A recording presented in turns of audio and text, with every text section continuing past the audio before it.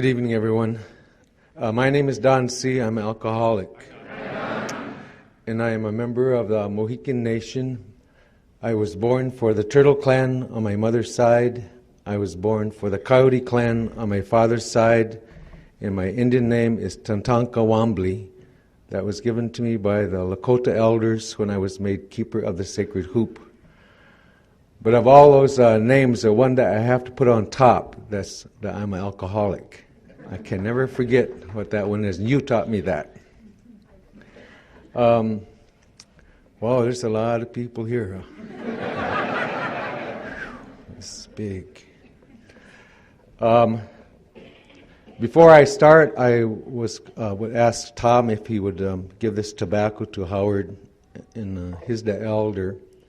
And by offering that tobacco, I ask his permission to speak and to share my story tonight. That's how we do it back home.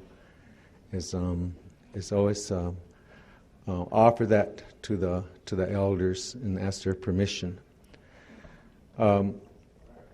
We also have another thing that the elders always tell us to do. They say that when people gather together, the first thing that you should do is to take the time to connect with each other. And then we become like one mind. And I guess that's why in our 12 steps it says we. Because it don't say I, it says we. We're all in this together. And when I say the word connect with each other, what I mean is this. If I were to switch and start speaking in my native language, what I'm going to say next would be very easy to say, because in our language, it has the ability to describe a lot about the spiritual world. And when we say connect with each other, there's a word that we have for that. It's called netashneha. And what it means is, it's like when two eyes meet, then there's a second later, there's a feeling goes across. And when that feeling is there, then you nod your head or you smile. Well, there's a feeling, so the elders say never start until that feeling is there, that connectedness is there. I don't know if you've ever been married to someone or maybe dated somebody, but they'll be looking right at you with their eye, and when you're speaking to them, that feeling is not there. And you can tell when it's not there. You feel like they're not listening. Then sometimes you'll even challenge them. You'll say, "You're not listening to me." "Oh, yes, I am." I say, "Well, what I say then?" Then they can't remember what you said. So they say, take that time to connect with each other. And that's how we were taught to do that. And how we do that is, I'm going to, and I guess this is to help me too, is I'm going to light some sage, just a little bit of sage. And first we put down these 4 colors, red, yellow, black, and white. And what that is to remind us when we connect with each other that the Creator only made one race, didn't make 4 races, just made one race, and that's the human race. Just like they made flowers, different color flowers, birds, different color birds. So that when each one of us humans are born, then the Creator gives to us our earth suit. That's all this is. This is just the suit. And then we walk around the earth on that. But this outside, this isn't who I am, and you taught me that.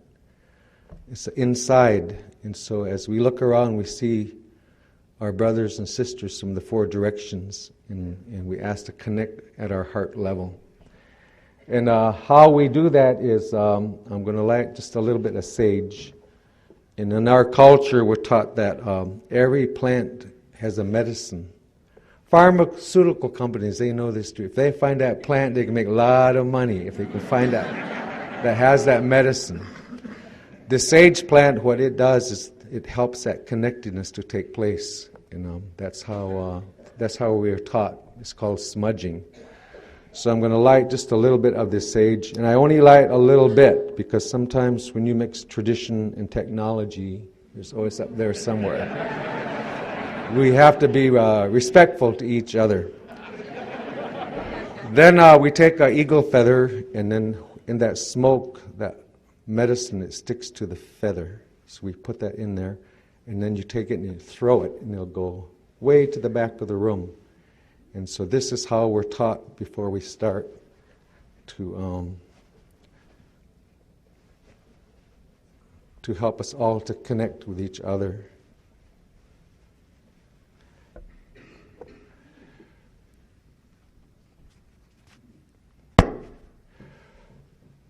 Set that there.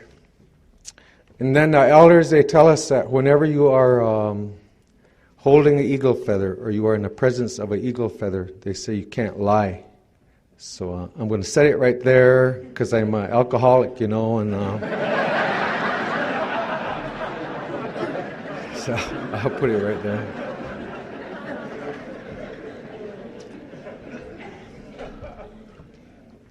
Well, one of the things that you taught me, out of many things, is whenever I'm to do this, is to share my experience, strength, and hope, and to tell what it was like and what happened and how it is now.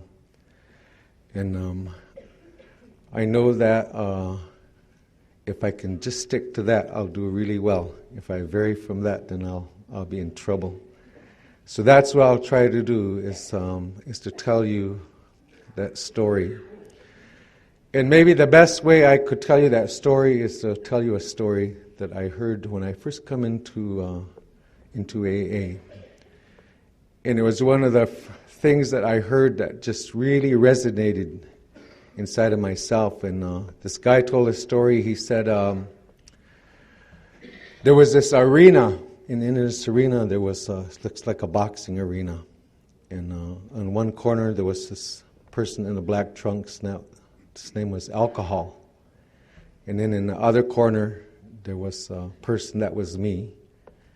And we were in this arena, me and Alcohol. And there was a lot of people was in that arena watching. They come to watch. And then you know how they always do this? In the very front row, they put a little barricade there. And they save that room for your family or your loved ones, so they can sit right in the front row, because they want them to have those special seats so they can get the best view. And so it wasn't long, my family came in and they sat right down there in that front row so they could see. And then the referee called me and Alcohol out there and explained some rules. He said, there's rules. And so he explained to us the rules, and we both agreed to those rules. No hitting below the belt, and there was all kinds of rules.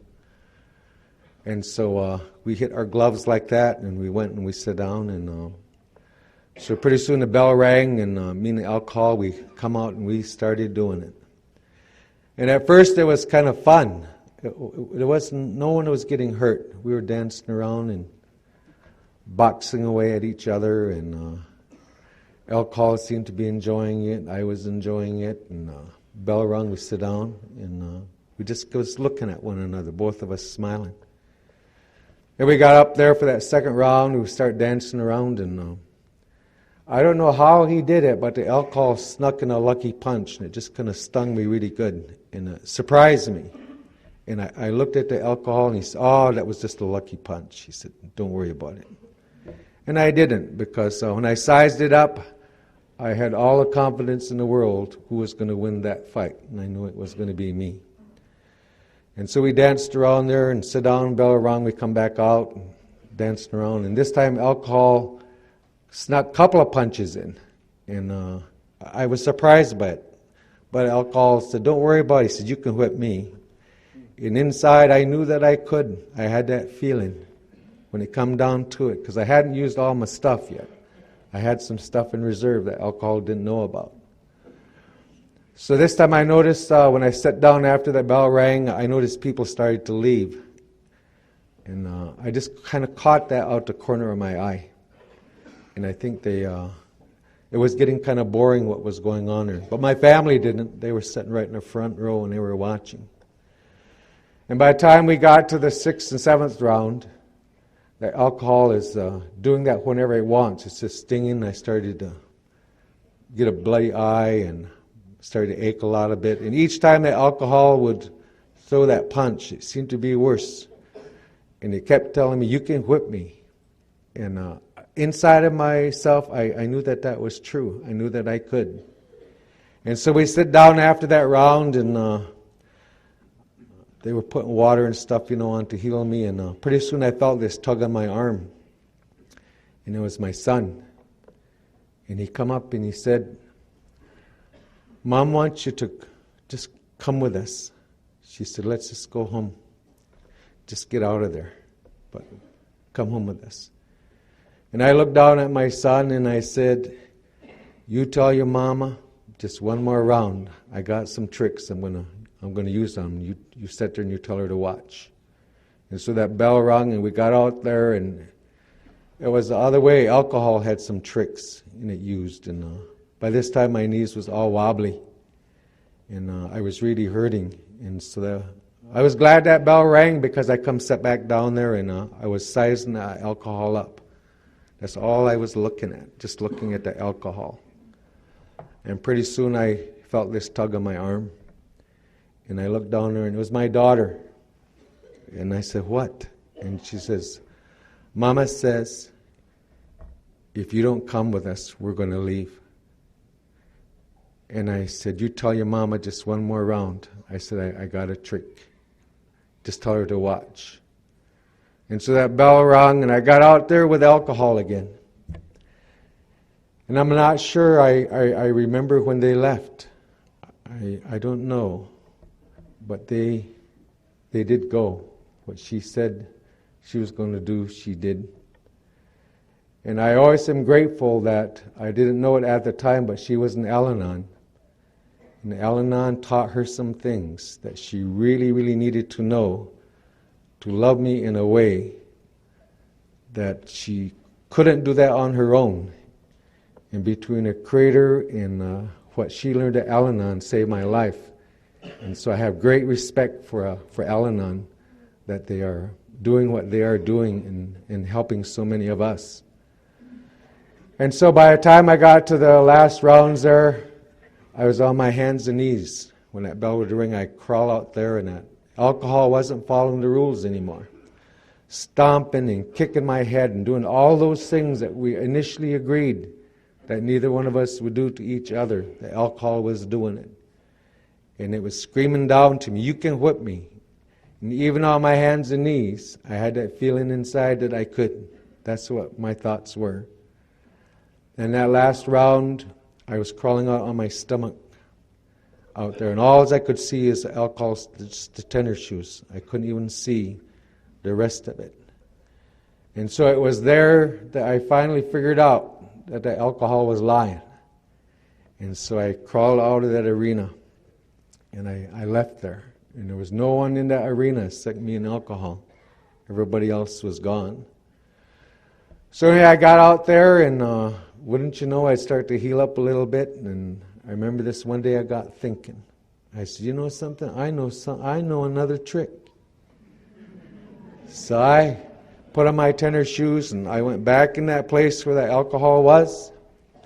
And there the alcohol was standing there in the corner with his arms on those ropes, big old smile on his face. And I said, alcohol, I'm back. And he said, I knew you would be. He said, I knew you'd be. I've been waiting for you. Because you can whip me. You got a secret trick. And I said, yes, sir, I do.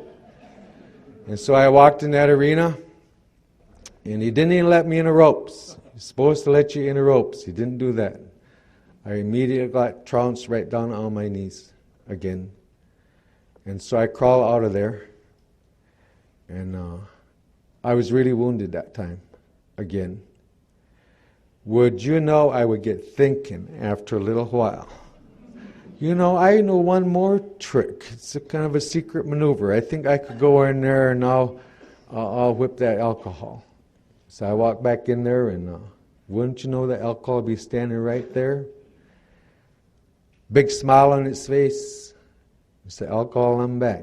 And he said, I knew you would be. And you know what happened.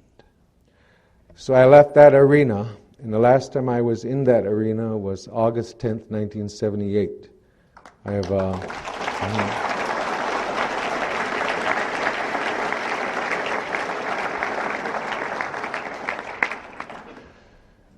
but it was then that I came to you.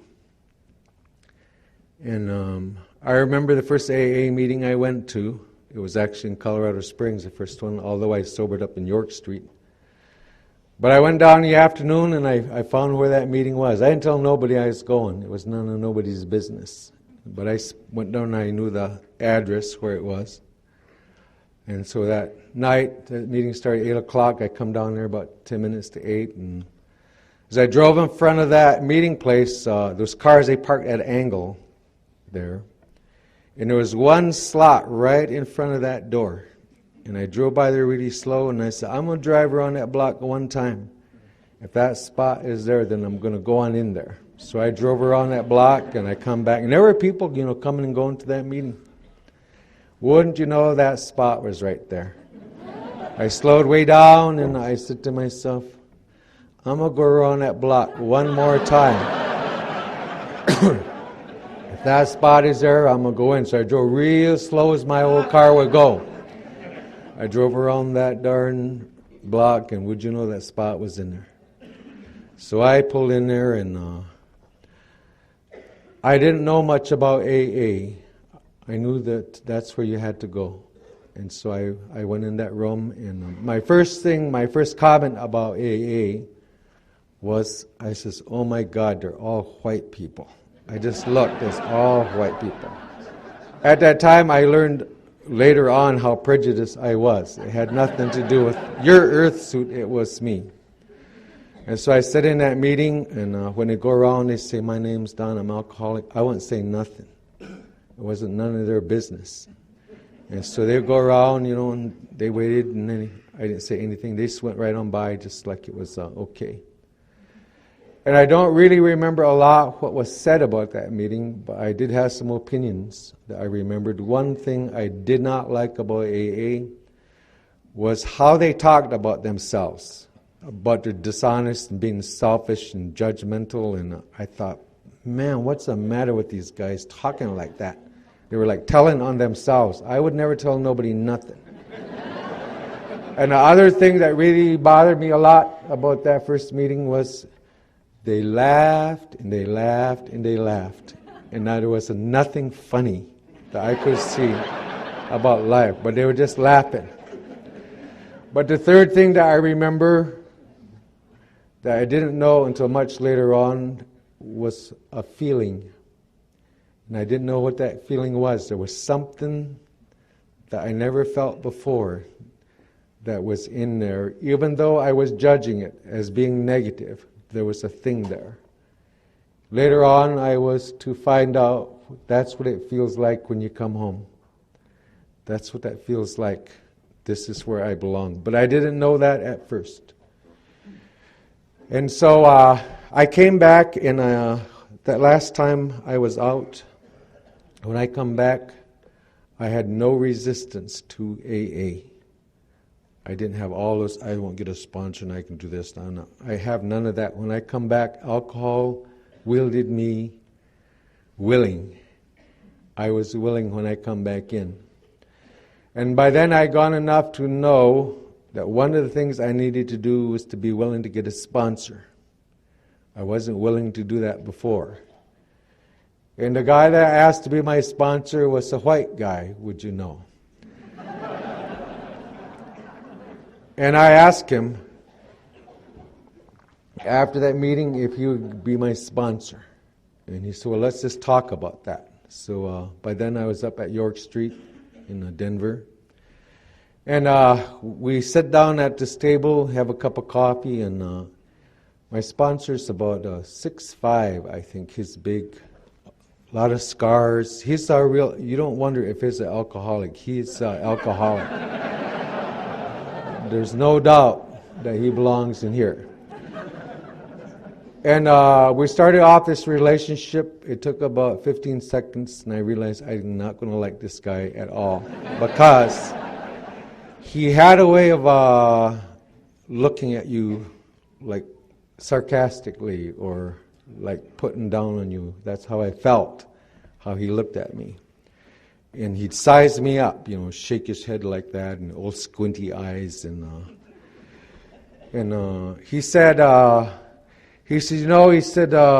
he said, I watch you Indians. He said, I've been sober 18 years or what it was at that time. He said, I watch you. You come and you go. He said, you always sit way in the back.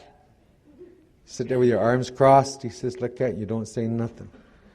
And he said, maybe a couple of minutes before the meeting ends, zip out the door you go. He says, the best of you will stick around about maybe 2 months. He says, for the most part, he said, you guys just don't make it. He said, you're just really weird. He says, there's something wrong with you.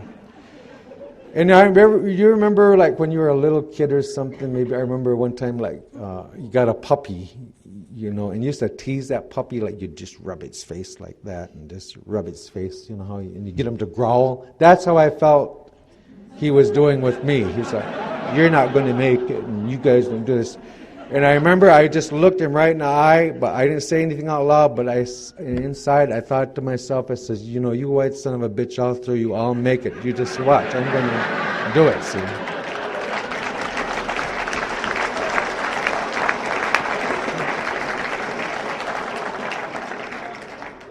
But later on I found out about the only thing he had to work with was my anger and my hate. I didn't have a lot of other tools for him to use, and he spotted that right away. If he could kind of keep me mad, and he didn't care that I was mad at him, that maybe I would do it. And then he told me, he said, this is how we work together. He says, we work together because we both want to. He says, supposing one day I see your hair is parted and I don't like it, I don't want to work with you. He says, we work together because we want to. He says, supposing something about me you don't like, you don't need to tell me, just don't show up. He says, we work together because we both want to. Then he grabbed that big book of AA, Alcoholics Anonymous, and he opened it up and he showed me how thick 164 pages were. And he said,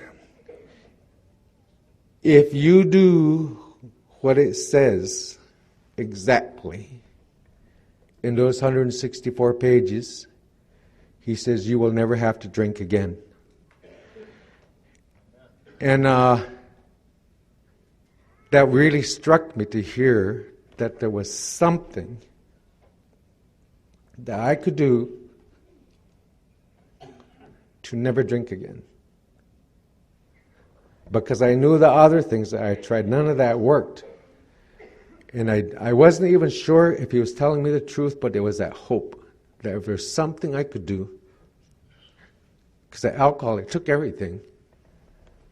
And I was doing crazy, crazy stuff, you know, by then. And so then he told me, he said, I'll tell you some things I'm not, he said, as a sponsor. He said, first of all, he said, I ain't your taxi cab.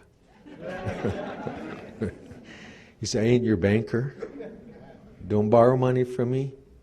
Don't be asking me for a ride. He said, you made it to the bars, you can make it to meetings. And he told me all these things, so what he was not. But he said, one of the things, he said, I will guarantee you, I'll be your friend. And then he thought about that, and he said, as of right now, I'm your friend. He said, I don't care whether you like me or not. He said, I had just decided I am going to be your friend. And ain't nothing you can do to change it in any other way. Then he went on and he said, there's some things that I'll give you. He said, one thing I can give you is hope. He said, because I know something you don't. He said, I know how to stay sober. And he said, you little brown son of a bitch. He said, you know nothing about staying sober. He said, I know something you don't know. You know, just like, you know, just rubbing my face like that.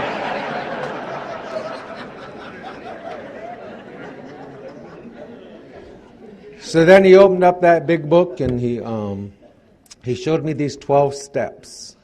And he said, he called it the step before the step.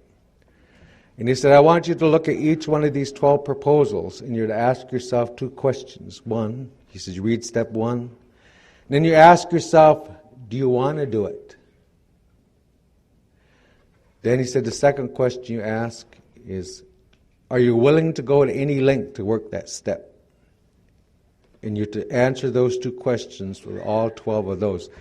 And I remember when he was telling me that, I was over at his house and he was making us a sandwich, you know, and we were just eating. He was just talking like that, and he knew that I liked peanut butter, because and he was making me a peanut butter sandwich, and he was telling me about the AA. He said it's like a banquet. He said on one end there's like steak and lobster on that, could have that kind of sobriety, and then further down there's like meatloaf, and then just cheeseburgers. And he was coming all the way down, and I took this big bite out of this peanut butter sandwich, and he said there's even like peanut butter sobriety. He said.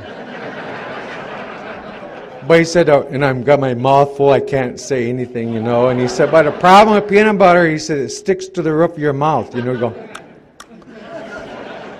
And then later on, sometimes I see him sitting in a meeting, when you're in a meeting with your sponsor, like they're trying to get your attention, they're trying to connect to you. You can feel that, so you look the other way, trying to avoid that. And then finally, I looked at him, he'd look across me, he had this big old funny smile on his face, and he'd go. Just like, just rubbing it. And then he took a meeting schedule from Denver, and he circled 6 meetings I was to attend. Traditions meeting, Big Book meeting, 12-step meeting, just one very specific discussion group where there was really long-term sobriety there. And he said, I want you to go to these meetings. He said, one night you can choose yourself. Sunday night was my freedom night. I could go to whatever meeting I wanted to, but I was to go to exactly these meetings. And he said, you go there and you just say, my name's Don, I'm an alcoholic. And he said, don't say nothing else, because nobody's got anything you say is of no value to anybody. He said, just shut up. Just say your name's Don, you're alcoholic, don't talk. And so, I was willing to do that. So I went to meetings. That's all I did for probably 5-6 months. Until I took the 3rd step, then I could talk. But I went to this meeting one night, and I sit down there, and who would walk in but this Indian woman walked in. Oh, and she just looked so good to me. And some of you don't know this, but there's a term we have in our native communities called snagging. It's like, that one? Well, she was giving me that snagging look. I knew that she was. So she sat down right across the table, that long dark hair, and I knew she's interested. I could tell. I was pretty sure.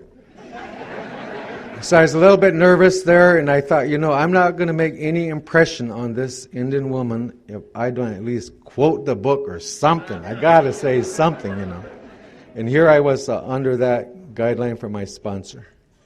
So anyway, come my turn to speak, and I went for it.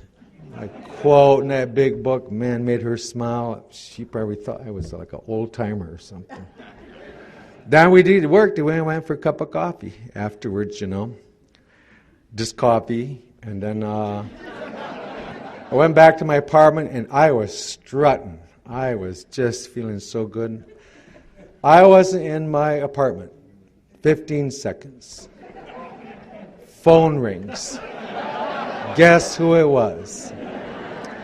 It's Big Frank. What are you doing moving your lips tonight?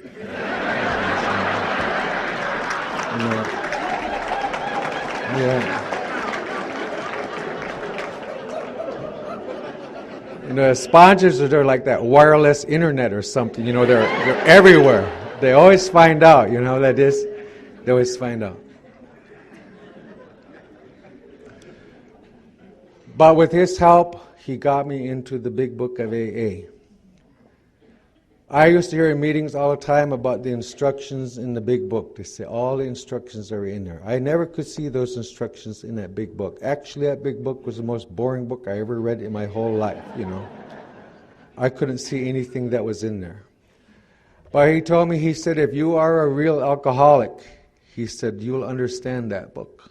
He said, if you're not an alcoholic, it'll just be like a book. But if it was written for someone with mind, was like mine. And so then he showed me the first 43 pages had to do with the first half of step 1.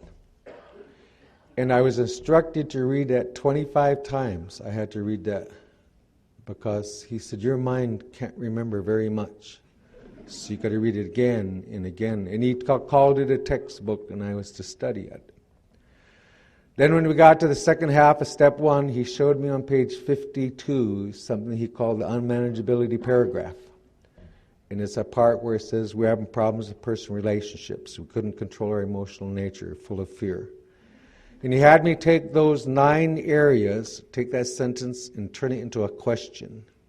And so I had to take a look at my unmanageability in personal relationships. And I wasn't to look at what were they doing. I had to look at, say, at that time, I was, say, married. Then I had to look at, he said it's like a helicopter. You fly over this island, your personal relationship island, and you look down and you got to look at how are you acting. When something happens, what are you? Are you clamming up? Are you running? Are you attacking, building resentments, getting even, building IOU accounts? Then getting even later. So he showed me how to look all at 9 of those areas. Each one of those I had to look at, and that was the instructions that I had for the second half of step 1. And it was the first time I was able to look at my life and how I was doing it. I guess I had blamed everybody else so much, I didn't take a look at my part of it, of how I was in that relationship, and I could see why everything was screwed up. It was the way I automatically acted and reacted. I didn't know no other way that I could see. So then he had me read that chapter to We Agnostics for step 2. And then it was there, came to believe. And he explained to me what that means. He said, you don't have to believe it. You just got to be willing to believe. Even if you're kind of willing to sort of believe. Or maybe you're possibly willing, momentarily, sometimes willing to kind of believe. That any of those was enough to get that step going. And then he had me take those 9 areas that I had in step 1, and he had me build 9 mini visions. I had to take a look at my personal relationships. Came to believe that a power greater than ourselves could. How do you think the Creator would have you be in relationships? Not how would he do it, not when would the Creator do it, but what would that look like? And I was to build 9 mini visions in that area. And when I did that, got that done, then he told me what that means. He said the steps are not separate, they're all interconnected with each other. That's why you have to do them in order.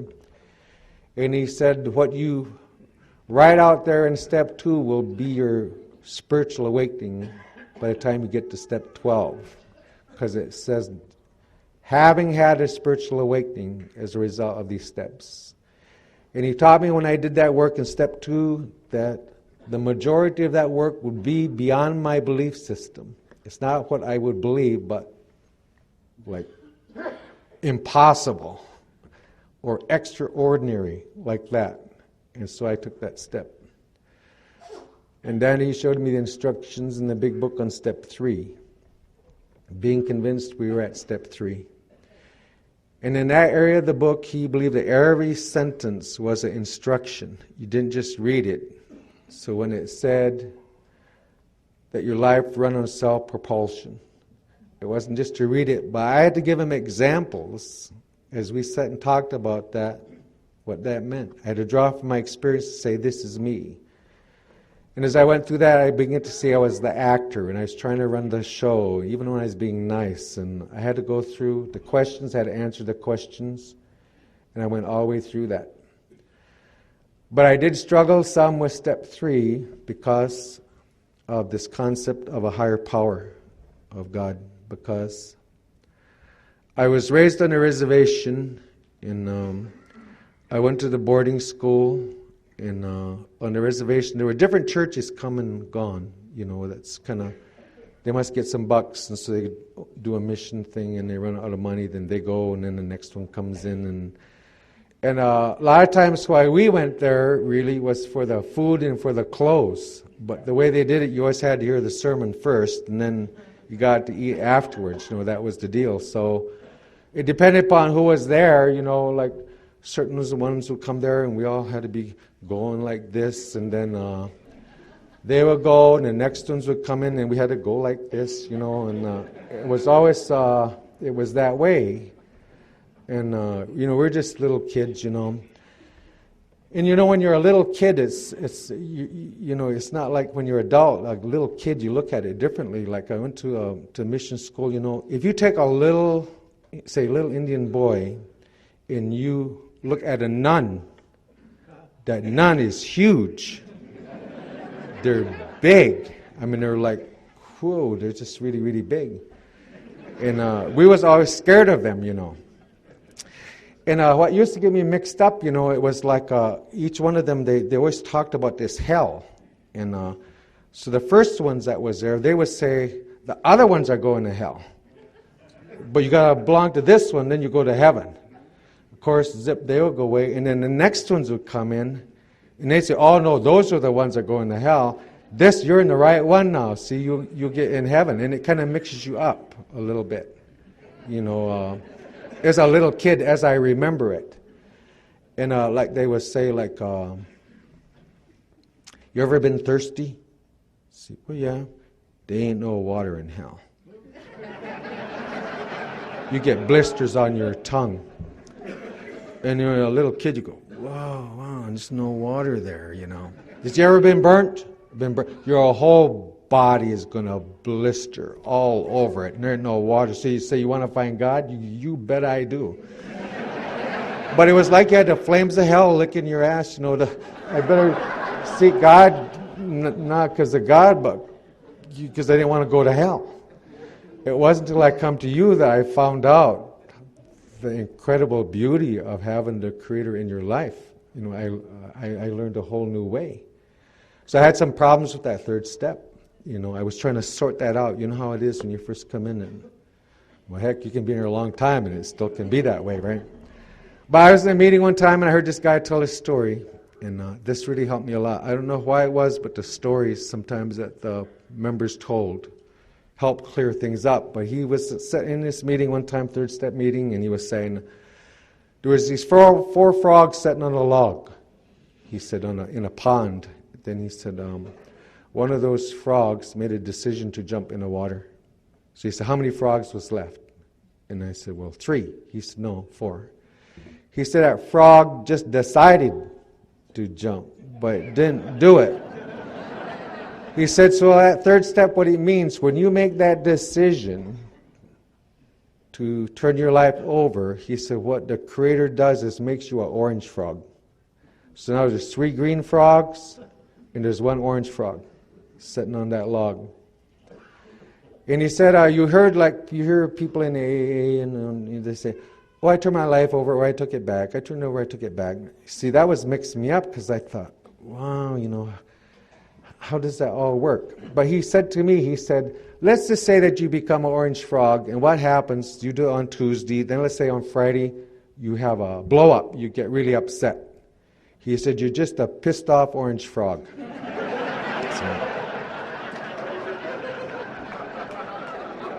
Then he said, what happens if the following Monday you go get drunk? How about that one? He said, well, you're a drunk orange frog.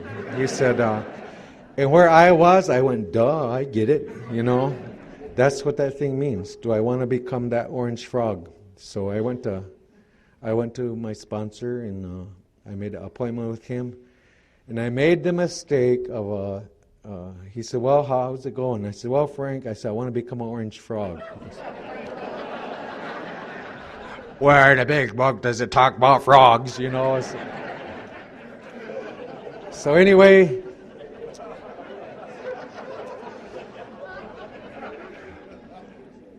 that night, me and that old man, we took that third step. We got on our knees and each held that big book, hung on hands. He read that third step prayer, and I read that third step prayer. And I didn't have no burning bush or something, but I just had this feeling. It was that same feeling like my first AA meeting I went to. That's the second time I felt that, when I took that step with that man. I had no idea what it was, but it was a feeling. So then I asked him, I said, what next? Well, he reached behind his chair and he pulled out a tablet and a ruler and a pencil. And before I left there, he had showed me how to write inventory. And he showed me how to write a 5-column resentment inventory. I wrote a 4-column fear inventory and a 11-column sex inventory. And why 11 columns? You know how it says you were dishonest or unjustifiably? Each one of those had to be in a column so I could see the pattern, is to not mix them up, so I could look at dishonesty all the way through, selfishness all the way through. It was just a way of seeing better. And so he did explain to me in that book where he talks about that everything has to be shared. Every secret that you have, it has to be told when you come to the 5th step. So I remember I went home and I was writing inventory, and this one Friday night I was coming home from work, and my inventory was done, and I knew it was good. I knew there was everything that I could think of was in there one place or another. I knew that. The sick stuff, legal stuff, if I got caught, all that was in there. Money that I stole, the sexual things that I did, all that, it was in there. And so I was coming home that night from work in Friday. And you know how you get that feeling? I knew I was going to either 5th step or drink. Many times I was motivated by alcohol, even the steps. I got that, you know how your wrists go like that, and you get that nervousness. And I could see my thinking just going like that, and I was scared. So I call him up, and I found that they just take him to the hospital. And I called this other guy that I knew, and he went home. So I called this third guy. I kind of knew him.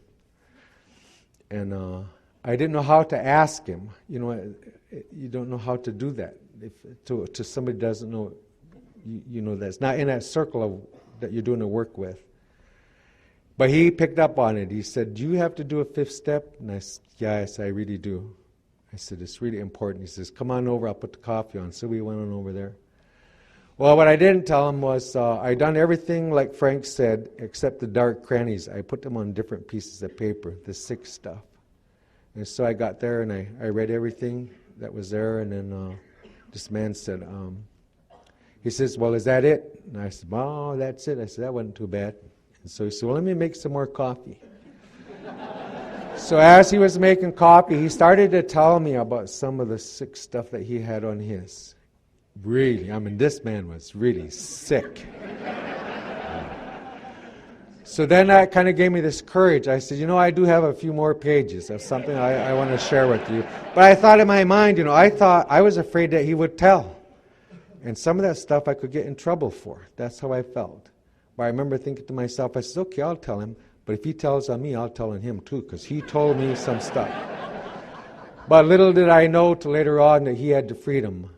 He had the freedom to tell that, except I didn't know that. And so I told him everything that was in there. And so then he showed me that big book that it says when you come home, there's some review that you need to do with the first 5 proposals. And so I went ahead and I did that. And then for step 6 and 7, they showed me those columns where I was to get my character defects. And I was asked the Creator to remove those defects. Now remember when I started step 6 and 7? It seemed like every time I tried to do it, it got worse. It didn't get better. And so I thought I was doing it wrong. And that's how it seemed to me. And then one time I was at a meeting on step 6, and I heard this guy tell a story. And then it really helped me to understand this. But he told his story. He says, supposing that you're going to build a cake. He said, you get the pan, you put the flour and sugar and vanilla and whatever in that pan. And he says, you turn on the stove, let it warm up to 350 or whatever. Then he says, when you get ready to put that cake in there, you take a spatula, you smooth that cake out, and he said, you got to open up the door, and then when you put that cake in the oven, you close the door, and you leave that door closed, because now the stove will cook the cake. He said, what you're doing is, he says, it's like you put your character defects in there, and then you open up the door to see what God's doing with it, and then you shut it back up, and you open it up, and when are you going to do it? He said, you're trying to. And that's exactly what I was doing. I was trying to, I didn't know the simplicity of it is you turn yourself, that defect, over to the Creator, you put it in the oven, and you let Him bake it. Don't be peeking. And all of a sudden, that made sense to me, what I was to do. And so I went through it and I did that. And then I got to my amends, and my sponsor was very adamant about making those amends in person, wherever I could. If I had to drive, the first thing was to make them into person, if at all possible. And I did have some that I had done. I didn't know where they were. And he knew about this library of telephone books in downtown Denver. I guess they got a telephone book of every city in the United States. So I had to go down there and search out and to find these people in order to make those amends. And eventually I got through those amends, and I got into steps 10 and 11. And I had done, this is how I did steps 10 and 11 for 3 years. I'd open up to page 86 and I'd read it and close the book and say I did it. So one time I was telling my sponsor about, he said, you know, you're yo-yoing. He said, how are you doing at step 11, 10? I told him. And he just rolls his eyes. He says, you know, when it says you think about the 24 hours ahead, that's what you're supposed to do. Think about the 24 hours ahead. Not read it. You got to think about those 24 hours ahead. Then he said, you know that part where it says you consider your plans for the day? You just don't read it. You got to consider your plans for the day. And he said that doesn't mean you consider your plans what you're going to do. He said it means you consider your plans what you're going to be. Patient, kind, loving, like that. That's what I had to think of.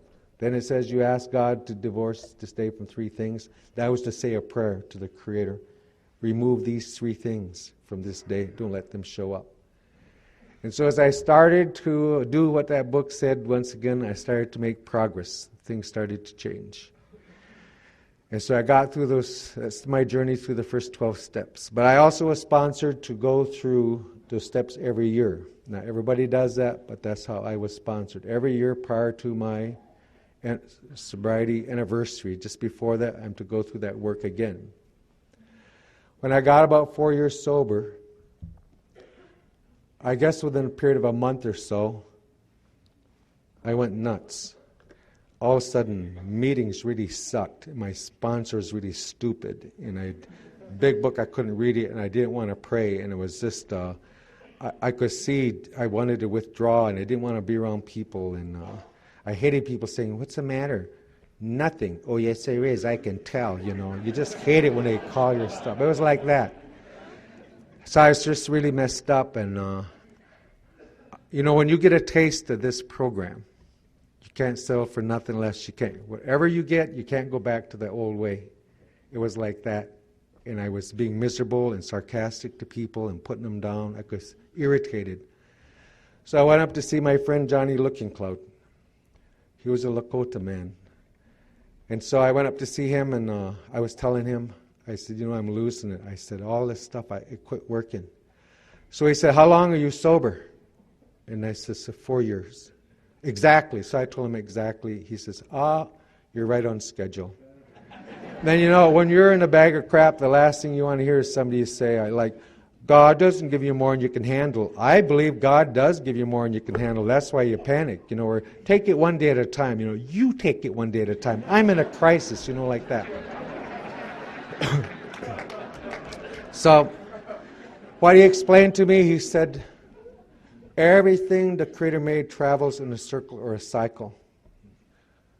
The moon goes around the sun, the earth goes around, everything is like that. He said, we human beings, he said, we're just like everything else. He said, we travel in a 4-year cycle.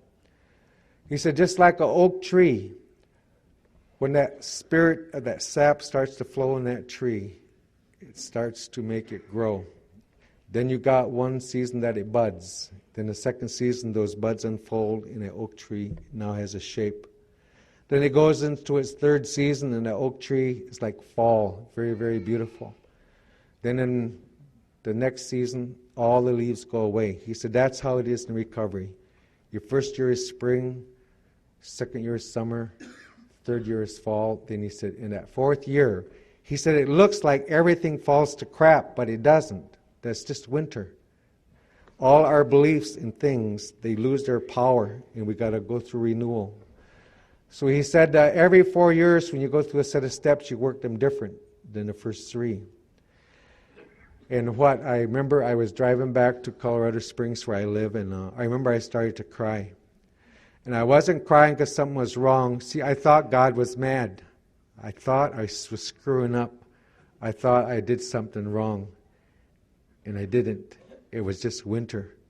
So I experienced it at 7 to 8, and I experienced it again at 11 to 12, and I experienced it again 15 to 16. It's just something. So I found out then to really go to meetings during that winter season, really look at everything different. And so I went through like that. And eventually I could see I didn't have my life together at 4, but it was better than when I was 3. And I didn't have my life together when I was 6, but it was better than when I was 4. You know what I mean? I could look back and I could see it getting better, but I still always have a lot of work to do. But if I look back, I can see things were changing and things were getting better. And so then I think I was about 7 or 8 years sober, it must have been, and I took these 12 steps to a group of elders, native elders. Some of them were traditional, some in recovery, and here in my arrogance, I went there for whatever reason. But I wanted to talk to them about these 12 steps. And so I give them the tobacco and everything, and so I said, I want to talk to you about this white man's program. I said, it's like the 12 steps. And they said, well, what are these? Explain these 12 steps the best that you can. So I explained them. And so then when I got done, they said, oh, that's not a white man's program. They said, that's exactly how we do it. And so they explained this order that when you get off track about admitting powerlessness and unmanageability and then turning over to the Creator and examining yourself, they said, this is exactly how we do it. They said, this isn't a white man's program. This is our program. Also, they did say, though, they said, if we were to make a change, the only change I would make, they said, is we put these steps in a circle. And so they showed us how to put steps 1 to 3 in the east. That's like new sun, new day. That's the 4 directions. That's where you find your higher power. Then steps 4, 5, 6 in the south, the inventory, that's where you find yourself. You look at your strengths and weaknesses. Now you know who you are, the good, the bad. Then in the west was steps 7, 8, and 9. That's where you make your amends. And that's where you find your relatives. When you go tell them, I'm sorry, I was wrong, you said it right, you find your relations. You're established back. And then 10, 11, 12 in the north, then that's the elder's wisdom, the maintenance and growth of that spiritual way. And that's how they taught. And so as we started to bring this to the elders, then they started to realize that our culture in this process of growing was not separate, they were the same. And so they taught us before we go through a set of steps to do a staking ceremony. And we now take step 3 with the chanupa or the pipe. 5th step in the sweat lodge. When you come out of that sweat lodge, you take your character defects and you make tobacco tie for each one of them. One for selfish, one for dishonest, one for judgmental, one for each one. Then you go back in that sweat lodge and then they sing the songs. Our songs are very powerful. And they're all there to support you. And when you sing that song, you take that tobacco tie and you offer it on those hot rocks to grandfathers. And you wait and you pray and they're singing. And all of a sudden it'll just go poof, just burns into fire. And you just feel that defect, that character, something changes. And you put another one and you put another one. It's like you can't wait because you start to see that the Creator is taking that thing away from you. He's making those changes. So we started to learn we could do it in that manner. It wasn't separate. Then I started to understand, what that was. When I was about 12 years sober, it was shortly after the white buffalo calf was born in Janesville, Wisconsin. The elders instructed us to build a hoop of 100 eagle feathers. And we were together, the elders from the spiritual, traditional, black, yellow, red, white. And I was instructed to build this hoop of 100 eagle feathers and bring that hoop up by the white buffalo calf. And then the elders from the 4 directions, they did a ceremony. And they put into this hoop 4 powers: forgiving the unforgivable, the powers of unity, powers of healing, powers of hope. And when that was done, they did a ceremony to ask me to come be keeper of that sacred hoop. And when I found out what they were doing, I stopped the ceremony and I said, I can't do that. I said, you guys don't know. I said, I'm a drunk. I said, if you knew what was in here, you wouldn't give me the responsibility to keep a sacred hoop. But they said, we do know what's going on in there. There's things to work on. And so I was given my Indian name, and I was asked to take that sacred hoop around of 100 eagle feathers. It may not mean something to you, but the responsibility and just the honor of being asked to do that from where I came was a very, very powerful experience. And so it was through that, then the next thing that happened was we started to work with Native communities. We started a movement called the Wellbriety movement. Not sobriety, but Wellbriety among our Indian nations. And we got that word from our language and then translated it into English. See, we didn't want to say a sobriety movement. We wanted to have a different word that had something more appropriate. See, if you're a jerk and you're drinking, let's say you just quit drinking then. Now you're sober. But you're still a jerk. And so we wanted to call it more than that. So with the elders' help, we named it Sobriety Movement. And so then that's what I have been doing, is taking the hoop around and helping the communities do that work with the medicine wheel and the 12 steps. And then we added to that the cycle of life, medicine wheel teachings, and things that are meaningful to our culture, and to do it in that way. Sometimes I have to pinch myself that from where I came, that I'm allowed to do some of the things that I'm doing today. It's just such an honor, to be alive. And it's not that it hasn't been perfect. You told me it wouldn't be perfect, but you did say no matter what happened, I could stay sober. That's true. A lot of stuff has happened.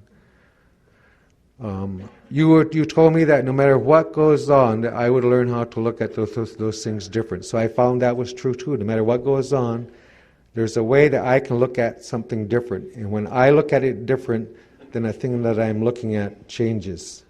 Just like there's this magic to it, like with my children and stuff. When I started to look at my children as sacred beings instead of brats, when I changed my mind, I started to look at them, then they changed. When I got to the point where I could start talk to the elders about how to look at women, not as sex objects and all of that, but sacred beings, the life giver. And I started to bring that into the steps, the way that the old people said. Then all of a sudden, they changed. They weren't the nags and all this other stuff that I was talking to them. I started to look at things different. You taught me that I could do that. When I first come in a program, the first year I wasn't allowed to see my children. It was bad. The second year I was allowed to see them. But when I would go there, they say, "Hi, Dad," zip out the back door. And I never thought that I would be able to get that relationship back with them because they went through a real lot. Some of you guys know what happens when it goes on. Christmas, the third year, was the first time I took them in a car and took them for Christmas shopping. And I was in the car with them. And we come back. I brought them home and got up by the steps and we were getting ready to part. And my oldest son, he looked at me and he said, "Dad," and I look on him and he's like, Mike is a big guy, and he's bigger than me, and he said, "Dad, I love you," and he gave me this hug, and I never thought that would ever happen. Then my next son did, and my daughter did, and I'm allowed these days, whenever I want, I can go pick up my grandchildren, and I take them for a weekend, and I take them out and teach them cultural things, and they don't call and check. There was a day that they said they would never allow that to happen, but that changed, also. It all changed. And I find it continues to do that. It just continues to be okay. It continues to work. I'm going through a set of steps right now. And I sometimes think that the longer you're sober, the harder the work is, not easier. I'll just kind of close with this. Johnny Looking-Cloud, one time I went to his house, and he had this table, one of those narrow tables in front of his window, and he had these river rocks on there. They're real round rocks, flat, and he had them painted black and white on each side. And I always noticed it there, and I always thought, boy, someone just got those rocks there. And so he told me, he said, those big rocks, what they represent, the first time I went through the steps. He said, I turned all those big rocks. When I got it, he said, I turned them over. But then I realized there's smaller rocks. And I usually don't see those the first time through the steps, but now when I come back, the smaller rocks are now the bigger rocks. And so I went through that in that way, that I always know that there's more things to look at, more things. Frank, my sponsor, this set of steps, he gave me something to look at, and I hate him again. He said, what I want you to work on this time is something he called intentional neglect. And I said, what the heck is intentional neglect? And he said, that's that thing like you walk down your life and it pops up and you just go like that. You know that one? It pops up, you just look the other way. See, if you see it and you wrestle with it, it's easy to write inventory on it because you justify it or whatever. But when it pops up, you just ignore it. And what I found out is I have some of those, quite a few of those that I'm looking at, and I never thought that I had those things. It's little games, And sometimes when he helps me like this, like I'll tell him about something, and he gives me little hints on how to look at things, because sometimes it's harder to see. One time he told me, he said, just say the thing out loud that you don't want to say and say it. And another time he told me, why don't you just name the game you want to keep on playing? Just say, this is the name of the game, I want to keep on playing it. And it had a way of getting me unstuck, it just pops up, and I just hate it when he does that to me because things are going really fine before that. But to me, in our culture, that when you experience something sacred, when it is in your presence, you stand out of respect. That's how I feel if I would not cause disruption in a group. When they read those 12 steps, that's what I would do. I would stand out of respect for those steps, for what they have done, and the power that they have to change something around from where I was in that boxing ring. And it continues, to do that today. It's been very, very powerful. I think I would say this, if I were to say the worst thing in the drinking years of all those things, if there was a list, the one that I would move to the top as the worst thing was the loneliness. That hole, that thing, you do a lot of crazy things to make that feeling go away. I would say if I were to pick the most positive thing in my recovery, it would be the relationship that I have with my Creator. I call him the Creator, or I say it in my language, but Creator in English. Very common sense, practical. I have no fear of God's will. That was a dumb fear. I had that for a long time, even in the program about God's will. I don't have that fear. Actually, I don't experience much fear at all these days. I don't have a lot of fear. I had a lot of fear before because, when you walk in harmony with that red road or that way, fear isn't a part of that. One time when I was on my reservation, when I was drinking, they asked me to don't come back here no more. They said, go away, you're trouble. And I was asked to not come back there. You guys was a little bit different. When I messed up in that same way, what you said was keep coming back. And by God, as crazy as it sounds, you meant it. You wasn't kidding. I come to a meeting drunk, you take me to detox or someplace, and then I come back there, and you were happy to see me. And never got tired of that. You were always there. So I guess I would just say this. If I had to be placed in a position of choosing between you and my tribe, I would choose you guys. That's who I would choose. I would choose you.